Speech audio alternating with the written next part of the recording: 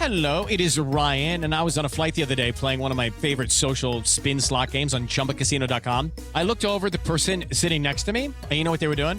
They were also playing Chumba Casino. Everybody's loving having fun with it. Chumba Casino is home to hundreds of casino-style games that you can play for free anytime, anywhere. So sign up now at ChumbaCasino.com to claim your free welcome bonus. That's ChumbaCasino.com and live the Chumba life. Sponsored by Chumba Casino. No purchase necessary. VGW Group. Void where prohibited by law. 18 plus. Terms and conditions apply.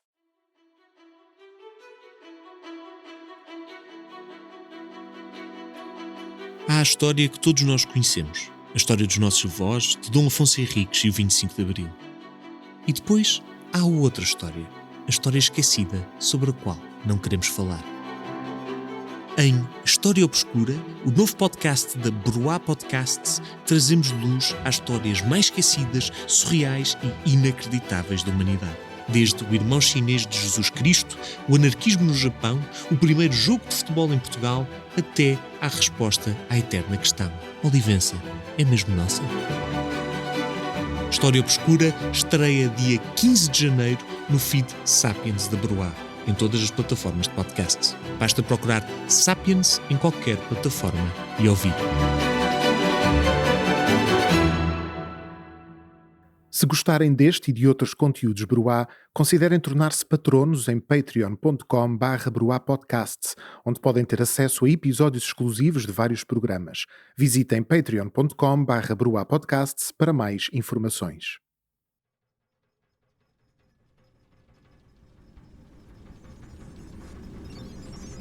Sejam muito bem-vindos. Prontos para começar mais uma viagem?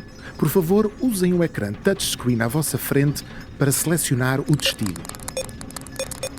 Excelente escolha! Selecionaram o Império do Mali, no ano 1324. Nesta incrível aventura, com uma certa dose de perigo, os nossos viajantes vão participar na maior peregrinação da história, montar um camelo carregado de ouro, ver com os próprios olhos uma pedra sagrada e conhecer o homem mais rico de sempre.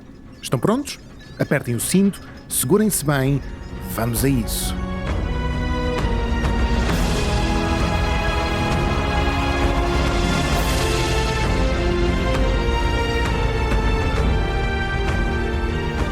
Turista do Tempo, um podcast da série Sapiens, narrado por Renato Rocha.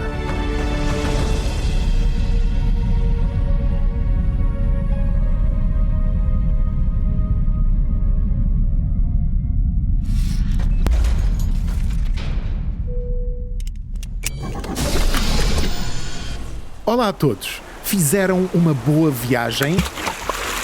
Ups! Desculpa, devia ter-vos avisado. Bem-vindos ao rio Níger, o maior curso de água da África Ocidental. Podem estar com os sapatos molhados, mas acreditem, não tarda, vai saber-vos muito bem a frescura destas águas. Por aqui, o clima é o verdadeiro inimigo. Estão 38 graus ao sol, não há um pingo de umidade no ar e quanto mais andarmos para norte, mais deixamos para trás as verdejantes savanas africanas e começamos a sentir os ventos mornos do deserto do Saara. Olhem em volta. Tudo o que o vosso olhar alcança é o Império do Mali, neste caso, em pleno ano de 1324. E não é Império do Mali ou Império do Mal em alentejano. É o maior império de África. Aliás, é tão grande que tem uma área maior que todo o continente europeu. Ele inclui os territórios que um dia serão o Senegal, Gâmbia, Guiné, Níger, Nigéria, Chad, Mauritânia, Burkina Faso e, claro, o próprio Mali. Ora, talvez muitos de nós nunca tenhamos ouvido falar deste império africano, mas garanto-vos, é uma espécie de oásis no deserto e um dos cantinhos mais injustamente esquecidos da história. Durou mais de 400 anos, entre o século XIII e XVII, e apesar de ter sido fundado com a unificação de vários reinos africanos dispersos, depressa se transformou num dos impérios mais consistentes e ricos do mundo, inspirado na religião islâmica e cheio de cientistas, poetas, universidades, bibliotecas e muito, mas mesmo muito ouro. E nem de propósito. Conseguem ver ali ao fundo, por entre as dunas, uma comprida caravana de camelos? São mais de 30. A acompanhá-los vêm mercadores vestidos de branco, com um lenço escuro enrolado à volta da cabeça e uma faca pendurada num cinto de cabedal. Só um momento. Boa tarde, senhores mercadores. Importam-se nos dar uma boleia? Sim? Obrigado. Aqui vamos nós, tal como noutras viagens, montados nos camelos de uma caravana de mercadores, tudo a caminho do destino que vos quero mostrar. E ainda bem que eles nos deram boleia, porque este é o símbolo perfeito do Império do Mali. É que este império era, na verdade, um ponto de cruzamento de várias rotas comerciais, em especial entre África e a Europa e África e o Médio Oriente. E podem perguntar-se, que interesse teriam estes mercadores em andar tantos milhares de quilómetros, atravessar o deserto do Saara só para vir molhar os pés ao rio Níger? Conseguem ver estes enormes cestos às costas dos nossos camelos? Pois bem, é que estão todos cheios de ouro. E aqueles ali, mais atrás, trazem outra substância valiosíssima nesta altura: sal. O Império do Mali é o entreposto entre os enormes depósitos de sal e minas de ouro do interior de África e as populações da Europa e do Médio Oriente, que, como devem imaginar, pagavam o que fosse preciso para ter acesso a estas riquezas. Ok, podemos desmontar. Chegamos finalmente a uma das mais importantes cidades africanas deste período, Timbuktu. Paremos um pouco no topo desta duna para apreciar a paisagem. A cidade é composta por centenas, talvez milhares de edifícios baixos, de tetos cônicos ou planos. Todas as casas são construídas com uma espécie de barro moldável, aplicado sobre estruturas de madeira em forma de esquadria. E por isso, têm os mesmos tons castanhos e ocres da terra e do deserto à sua volta, e o efeito é extraordinário. É quase como se quisessem camuflar a cidade contra as cores da paisagem, ou como se ela tivesse nascido naturalmente, brotado das areias do deserto. E desengane-se quem pense que as construções de Timbuktu são pouco sofisticadas. Construídas com este barro, as casas permanecem frescas no verão e impermeáveis no inverno, quando as chuvas caírem torrencialmente sobre esta região. Mas vamos entrando em Timbuktu. De repente, a cidade de barro ganha uma explosão de cores vivas. Pelas ruas de terra batida e paredes de barro cozida ao sol, vemos os habitantes locais, todos vestidos com longas túnicas tingidas de vermelho, azul, verde, amarelo, e os seus olhos brilhantes espreitam pela abertura dos turbantes. Mas vemos também comerciantes árabes, mercadores europeus e soldados imperiais de longas vestes brancas e facas douradas. Por aqui, a justiça não brinca com os prevaricadores. Se formos apanhados a roubar o que quer que seja, podem cortar-nos a mão. E se mentirmos, podem arrancar-nos a língua. Mas mesmo com risco de perder partes do corpo, aproximemo-nos de alguns destes vendedores, sentados de pernas cruzadas debaixo de toldos brancos. Um dos produtos mais impressionantes são as presas de elefante, tão altas como homens adultos e bicudas como espadas. São caríssimas, claro, já que o marfim é uma matéria-prima considerada exótica na Europa e no Médio Oriente e é usada para fazer variadíssimas joias, mobílias, caixinhas e até armas. E olhem para ali, distribuídas em cestos e terrinas de cerâmica espalhados pelo chão, temos o melhor das riquezas locais.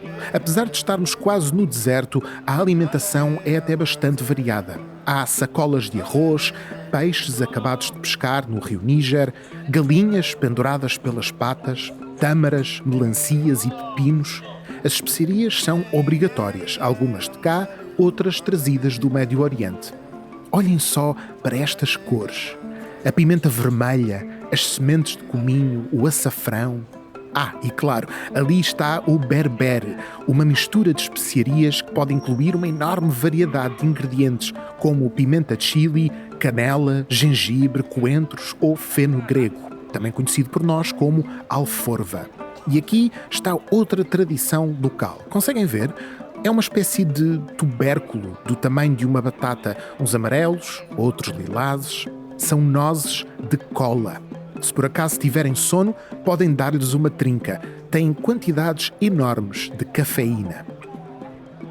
Vou comprar uma, até porque estas nozes têm uma particularidade. É que no Império do Mali é tradicional usá-las como, digamos, anel de noivado.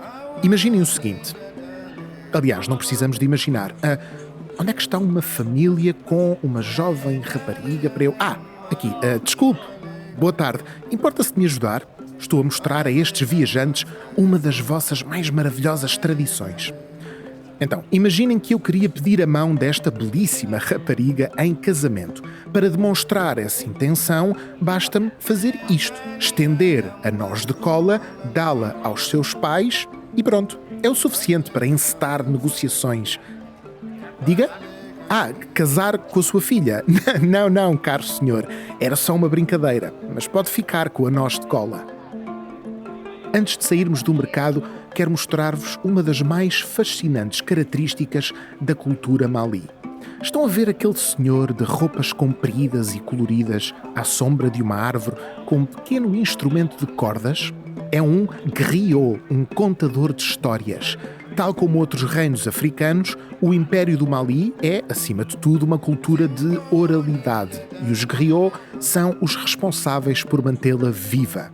A sua função é memorizar uma quantidade invejável de narrativas, lendas, mitos e factos históricos e depois reproduzi-los às crianças ou à população em geral para que cada geração nunca esqueça a obra dos seus antepassados. Um dia, esta tradição será trágica para nós. É que, sem deixar nada escrito, o Império do Mali ficou mais ou menos refém dos relatos de viajantes árabes e europeus que visitaram África a partir do século XIV e escreveram aquilo que viram, ouviram, experienciaram, mas, claro, nem sempre com muita objetividade. Mas hoje terão a oportunidade de ouvir de viva voz um dos contadores de histórias do Mali. E ainda por cima, ele está a falar-nos de alguém importante. Ouçam com atenção. O griot conta-nos a história de Mansa Musa. E como Mansa significa rei, Mansa Musa é, na prática, o rei Musa. É o 9º Mansa do Império do Mali e, de longe, o mais impressionante. Subiu ao trono em circunstâncias estranhas. Dizem os contadores de histórias que o seu antecessor, Muhammad ibn Qu, preparou uma ambiciosa expedição com centenas de embarcações e partiu pelo Oceano Atlântico desejando encontrar o que se escondia para lá do sol poente. No entanto, Ibn Qu nunca mais voltou, nem ele, nem a sua armada. E por isso, Mansa Musa, que fora indicado pelo rei explorador como seu regente, deu por si líder do maior império africano. Durante a década seguinte, Mansa Musa dedicou-se a um único objetivo: a expansão do Império Mali. O seu poder era praticamente infinito. Contava com um exército de mais de 100 mil homens, entre soldados e escravos capturados a reinos inimigos. Com a ajuda desta multidão de corajosos guerreiros, duplicou o tamanho do seu império. Mas foi também um líder inteligente e sofisticado. Não sabia só usar a espada. Dividiu o seu território em províncias, colocou-as sob o governo de ferbas, isto é, governadores locais, e instituiu uma regra inegociável. Mansa Musa era dono e senhor de todas as pepitas de ouro encontradas no seu território. Exploradores, mercadores e comerciantes podiam até ficar com pó dourado, isto é, restos microscópicos do metal precioso, mas só Mansa Musa poderia amealhar os pedaços de ouro realmente valiosos. Com o passar dos anos, a sua riqueza atingiu níveis inimagináveis. O próprio Mansa Musa ficaria orgulhoso por saber que no nosso ano de origem, 2025, os historiadores mal conseguem calcular a extensão da sua riqueza. Muitos dizem até que Mansa Musa foi o homem mais rico que alguma vez existiu. E por isso, não admira que daqui a algumas décadas, quando o mapa catalão representar pela primeira vez os territórios a sul do deserto do Sara, Mansa Musa será representado como um grande rei africano, de coroa dourada na cabeça e uma mão a segurar, à altura dos olhos, uma enorme esfera de ouro. Mas esperem, algo interrompe o nosso momento de storytelling. O que é que se passa ali? Parece-me que aquele jovem rapaz foi apanhado a roubar uma noz de cola, provavelmente para dar à sua amada. Mas roubar, lembram-se, é absolutamente proibido. Olhem, os soldados imperiais rodeiam o rapaz, puxam-lhe pela roupa, seguram-lhe no pulso, um deles saca da espada, não, fechem os olhos, depressa! Acabaram de ver a funcionar o sistema judicial do Império do Mali. Tal como vos disse, eles não perdoam. Mas esperem, os soldados estão a vir na nossa direção. Boas notícias. Não se preocupem, não vamos perder nenhuma parte do corpo. Vamos sim ser recebidos nada mais, nada menos do que... Mas não vos digo já. Venham comigo. E podem confiar, vão viver a experiência completa do vosso pacote de viagens premium. How to have fun, anytime, anywhere. Step 1. Go to ChumbaCasino.com. ChumbaCasino.com. Got it. Step 2. Collect your welcome bonus. Come to Papa welcome bonus. Step 3. Play hundreds of casino-style games for free. That's a lot of games. All for free? Step 4. Unleash your excitement. Woohoo! Chumba Casino has been delivering thrills for over a decade. So claim your free welcome bonus now and live the Chumba life. Visit ChumbaCasino.com. VGW Group. No purchase necessary. Void where prohibited by law. See terms and conditions. 18+.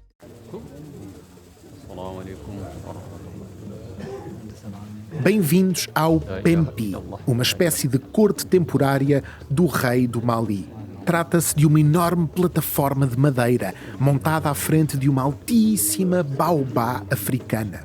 A área de centenas de metros quadrados está coberta por tecidos de seda que oscilam levemente ao vento. E por baixo, à sombra, vemos dezenas de almofadas confortáveis. Ao centro, sentado num trono almofadado, rodeado de escravos armados e oficiais da corte decorados com acessórios de ouro, está um homem alto, de ombros largos, vestido com uma comprida túnica de veludo.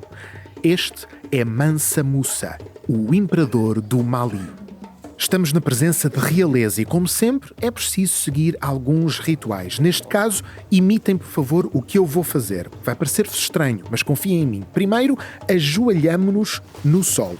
Muito bem. A seguir, tocamos com os cotovelos no chão, os dois. É uma posição desconfortável, sim. Agora, com as mãos, pegamos num punhado de terra e, finalmente, atiramo-lo ao ar sobre as nossas próprias costas e cabeças. Vá, 1, 2, 3... Ai, entrou-me terra para todo o lado. Mas Mansa Musa sorri, abre os braços e pede que nos aproximemos. Eu explico-lhe que somos viajantes, ele não precisa de saber mais, e que estamos a adorar as paisagens, os aromas e as tradições do seu império. E já agora acrescento que viemos de propósito ver com os nossos próprios olhos o homem mais rico do mundo. Mansa Musa solta uma gargalhada, faz sinal aos seus homens e um grupo de soldados rodeia-nos e estende-nos algo. Uau! Uma prenda! Um pequeno embrulho de pano. O que será? Claro! É uma pepita de ouro. Mansa Musa explica-nos que a sua riqueza é tanta que tenciona distribuí-la por todo o mundo, tal como manda o seu Deus Alá. Esperem, esqueci-me desta parte. É que Mansa Musa, este imperador da África Ocidental, é muçulmano. Ele e muitos dos seus súbditos.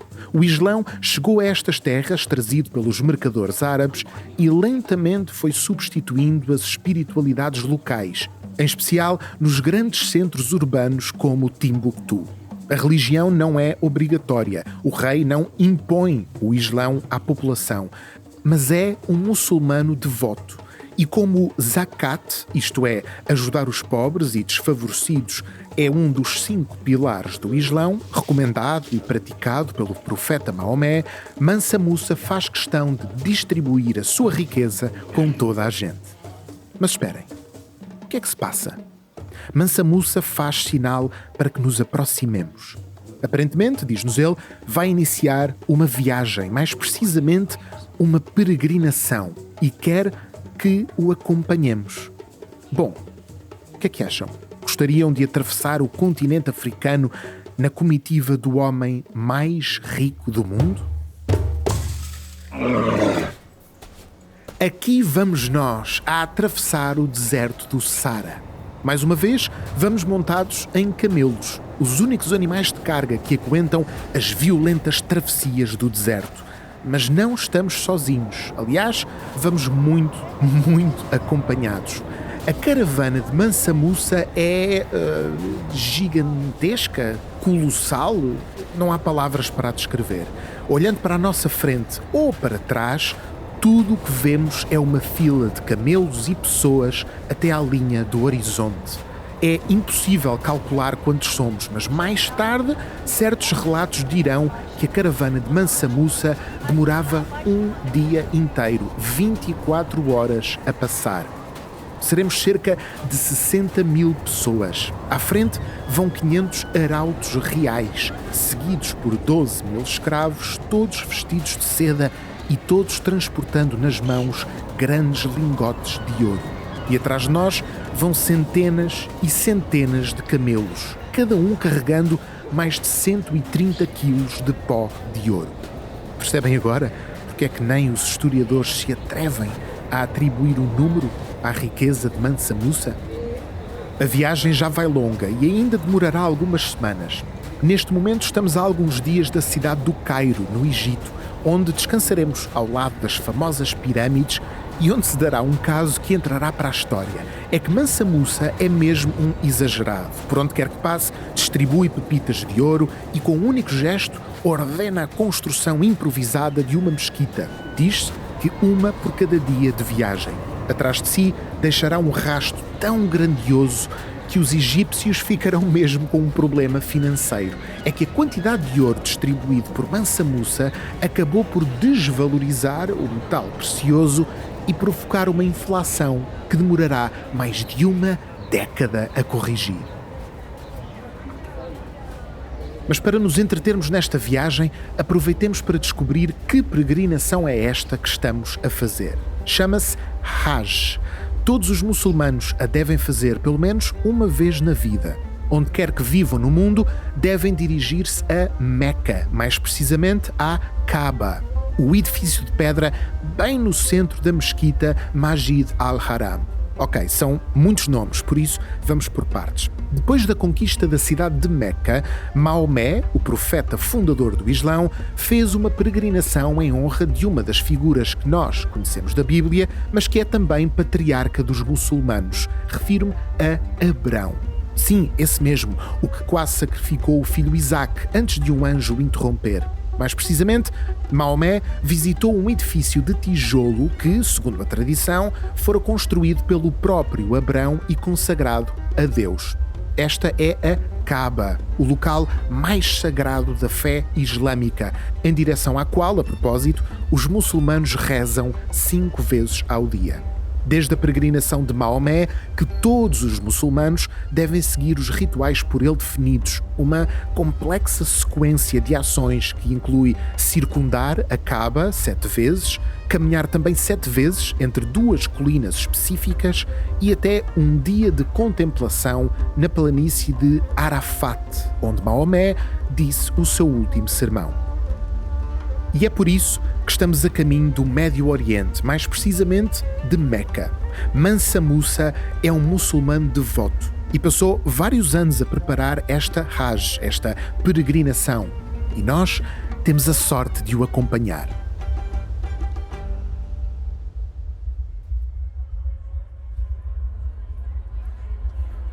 Meu Deus! Eu cá estou exausto, quanto a vocês não sei.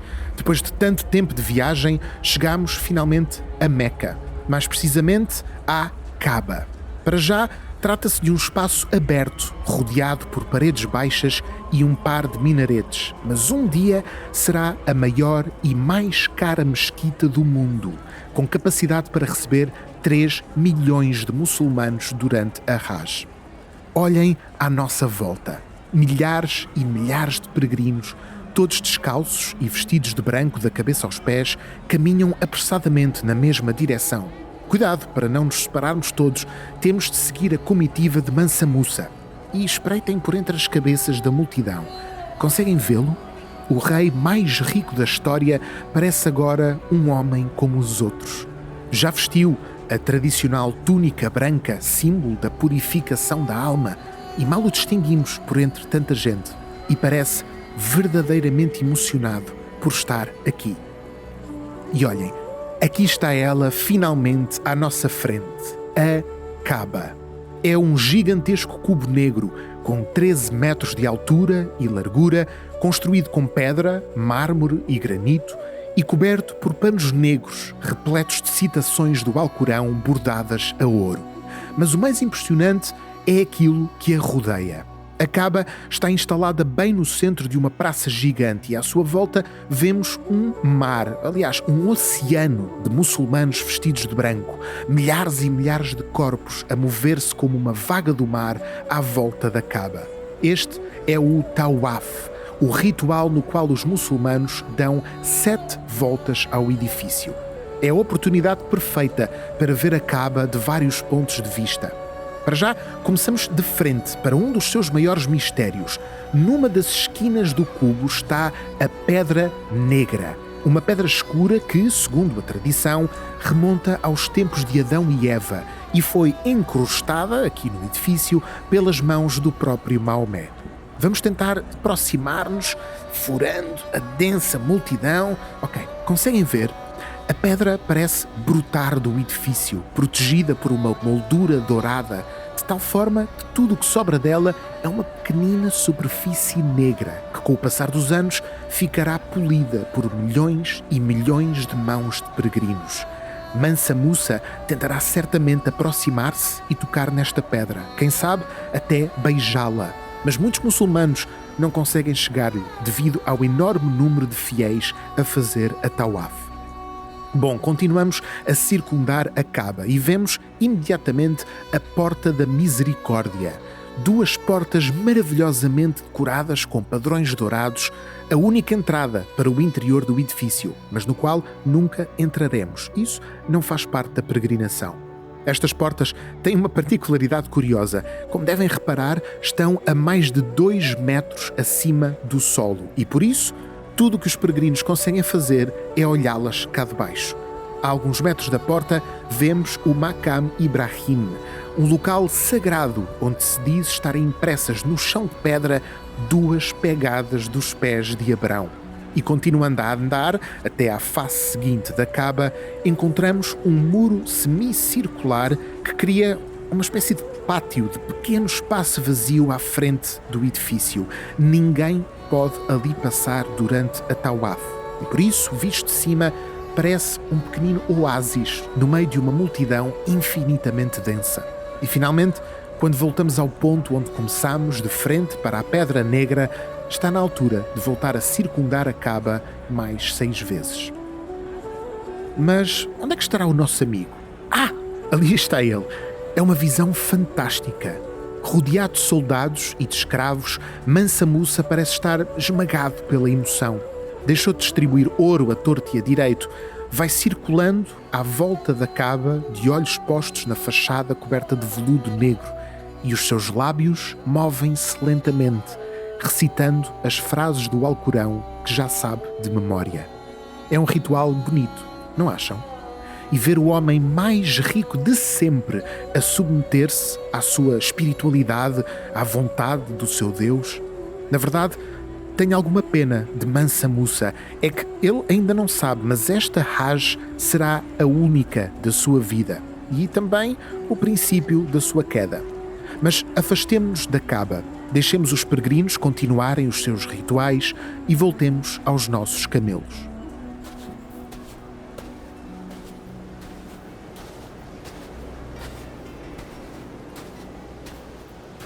A nossa viagem aproxima-se do fim e está na altura de contar-vos o que acontecerá a Mansa Musa. A sua devoção ao Islão não se ficará por esta Hajj. Durante a viagem de regresso a casa, de Meca até Timbuktu, recrutará uma quantidade impressionante de arquitetos, astrónomos, poetas, intelectuais e artistas islâmicos. Irá pagar-lhes a peso de ouro, literalmente. E com a sua ajuda, Mansa Musa transformará Timbuktu numa das capitais do mundo islâmico.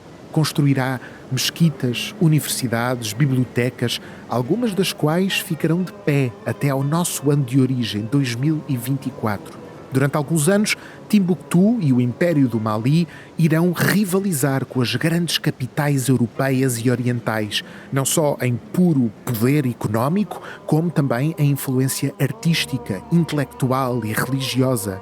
Mas a generosidade de Mansa Musa trará consequências. Na viagem de regresso de Meca a Timbuktu, acabará por gastar quase todo o ouro que trouxera consigo, tendo mesmo de endividar-se para conseguir chegar a casa.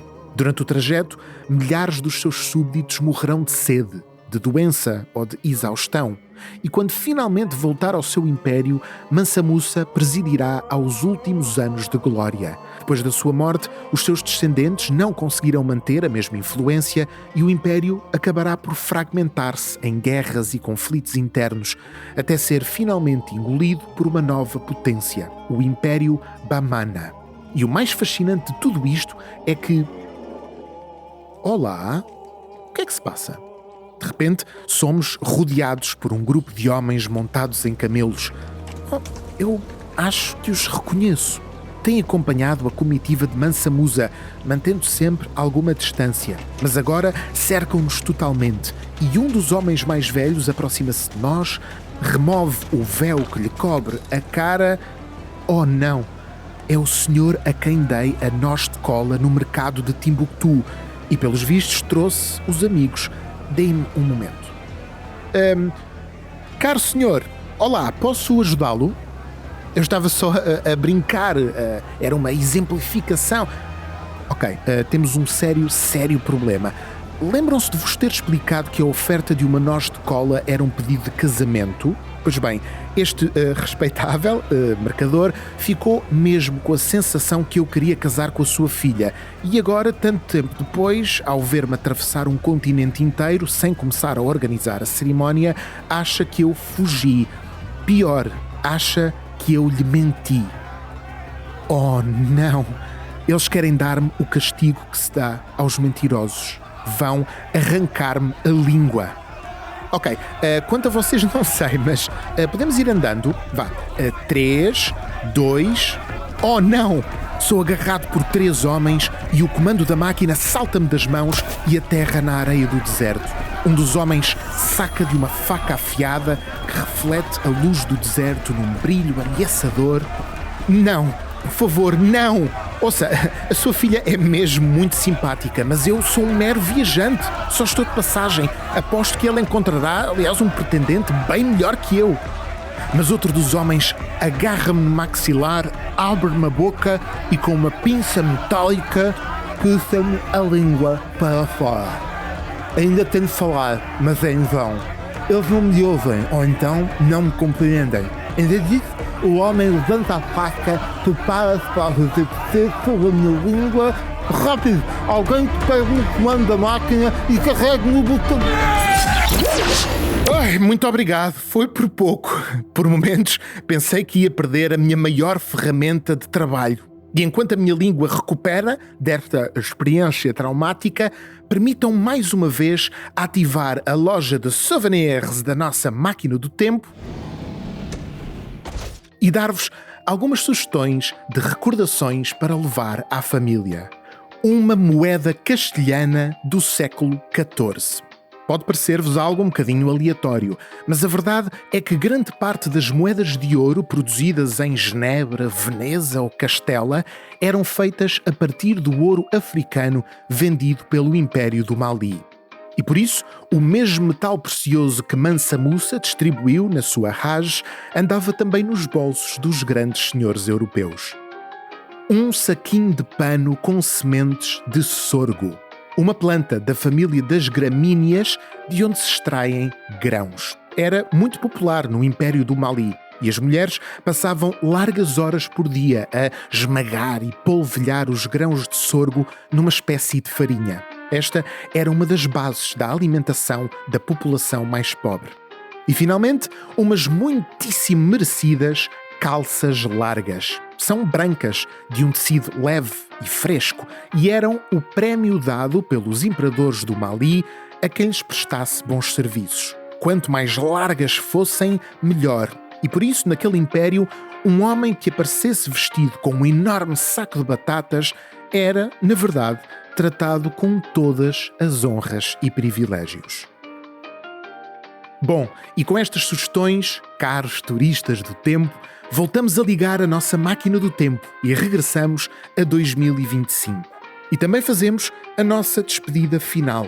Foi a nossa última viagem nesta primeira tour, que nos levou às pirâmides dos Maias, às estepes dos Mongóis, às mesquitas dos Omíadas e, claro, às riquezas exóticas do Mali. Mas, quem sabe, não voltaremos a ter mais tours para vos oferecer em breve. Obrigado por terem viajado connosco e até à próxima.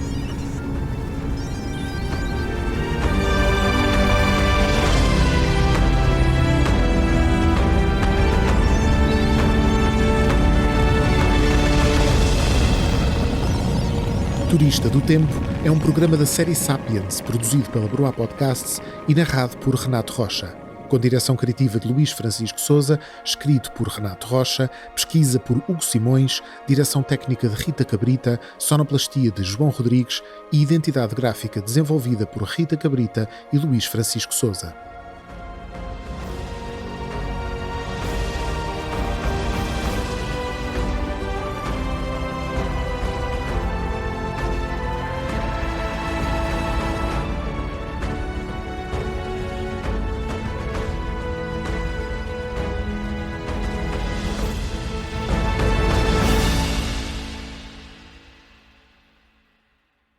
It is Ryan here, and I have a question for you. What do you do when you win? Like, are you a fist pumper, a woohooer, a hand clapper, a high fiver? If you want to hone in on those winning moves, check out Chumba Casino. Choose from hundreds of social casino-style games for your chance to redeem serious cash prizes. There are new game releases weekly, plus free daily bonuses. So don't wait. Start having the most fun ever at ChumbaCasino.com. Sponsored by Chumba Casino. No purchase necessary. VGW Group. Void where prohibited by law. 18 plus. Terms and conditions apply.